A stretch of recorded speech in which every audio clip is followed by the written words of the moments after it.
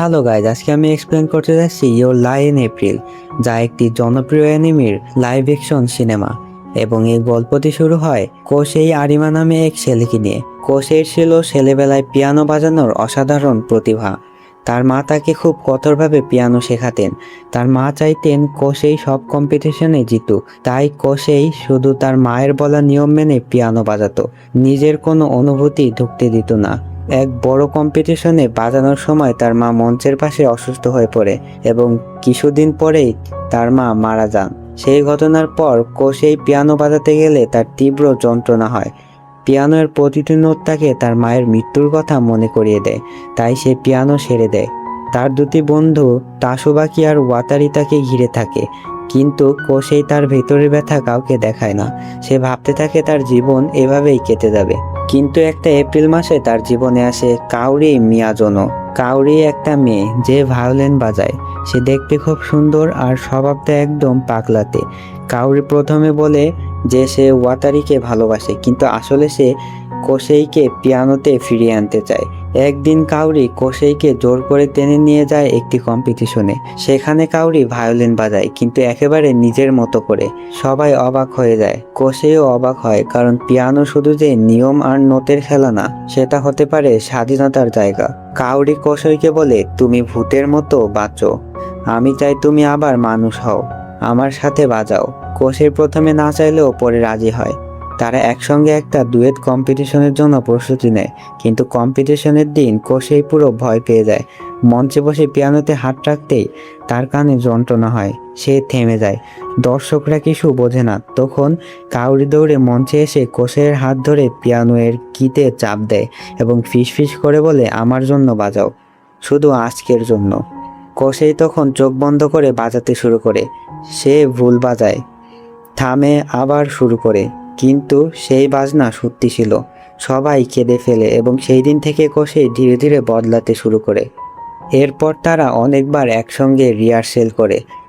কাউরি সবসময় কোসেইকে বলে, তোমার মন যা চায় তাই বাজাও, দুঃখ লাগলে পিয়ানোকেও কাঁদতে দাও এবং রাগ লাগলে চিৎকার করতে দাও।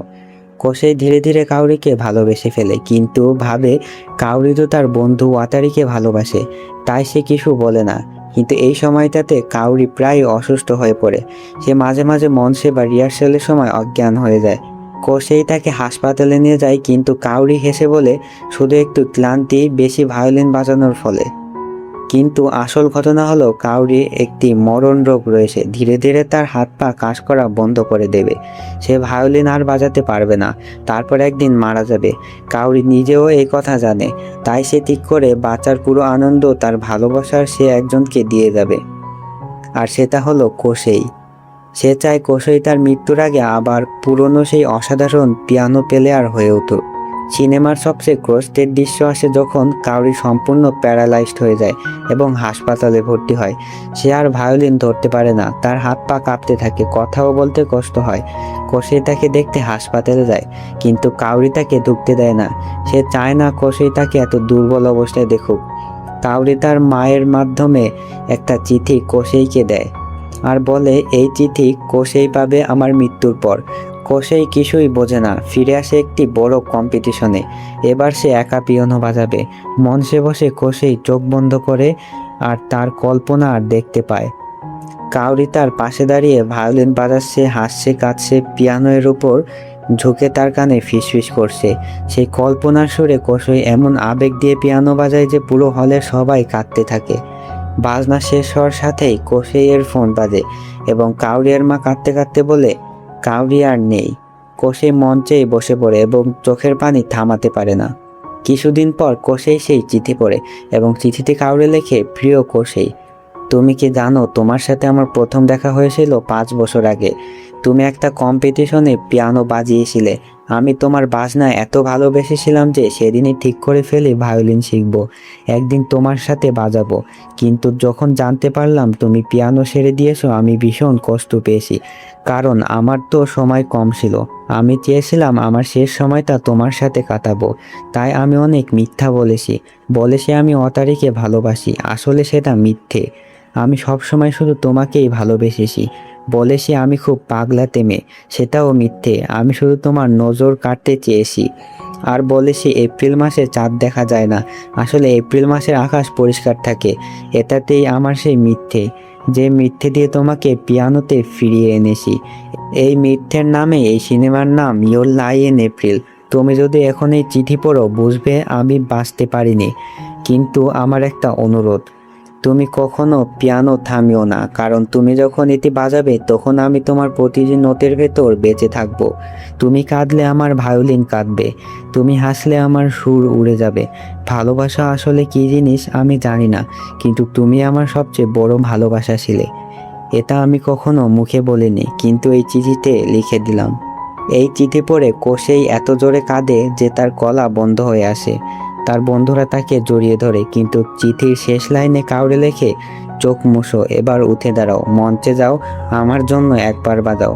সিনেমার একদম শেষ দৃশ্যে দেখা যায় কোসে আবার মঞ্চে, স্টেডিয়ামে ভর্তি দর্শক, পিয়ানো এর সামনে একা বসে এসে চোখ বন্ধ করে বাজাতে শুরু করে।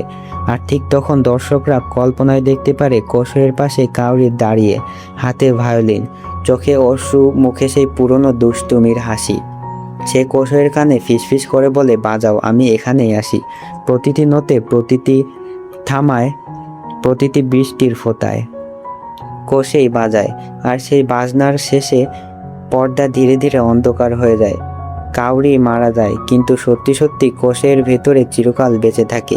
এই সিনেমা আমাদের শেখায় কখনো কখনো ভালোবাসা পাওয়ার জন্য আগেই হারিয়ে যায়, কিন্তু সেই হারানো যদি তোমাকে বদলে দেয় তাহলে সেটা হারানো নয়। আর এজন্য ইয়োর লাই ইন এপ্রিল আজও সবাইকে কাঁদায়, হাসায়, আর সবচেয়ে বড় কথা শেখায়, মিথ্যেও কখনো সত্যির চেয়ে বড় হতে পারে, যদি সেই মিথ্যে কাউকে বাঁচিয়ে দিতে পারে। প্রিয় দর্শক, এই ছিল আজকে আমার গল্প, এবং ভিডিওটি ভালো লাগলে অবশ্যই লাইক, শেয়ার এবং চ্যানেলটিকে সাবস্ক্রাইব করতে ভুলবেন না। ধন্যবাদ।